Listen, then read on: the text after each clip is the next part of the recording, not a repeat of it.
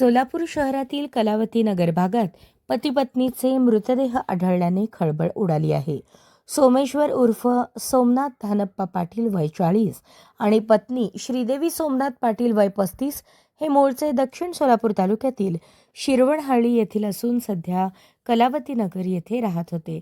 27 February 2026 रोजी सकाळी दोघेही बेशुद्धावस्थेत आढळल्याने आणि तोंडातून फेस येत असल्याने त्यांना तातडीने श्री छत्रपती शिवाजी महाराज रुग्णालयात दाखल करण्यात आले. मात्र उपचारापूर्वीच डॉक्टरांनी त्यांना मृत घोषित केले. घटनेवेळी त्यांच्या दोन्ही मुली घरी होत्या. आई वडील उठत नसल्याने त्यांनी नातेवाईकांना फोन केला व त्यांना रुग्णालयात नेण्यात आले. सोमनाथ पाटील यांचा पूर्वी कुक्कुटपालन व्यवसाय होता. नंतर त्यांनी घरात किराणा दुकान सुरू केले होते आणि दोघे मिळून ते चालवत होते.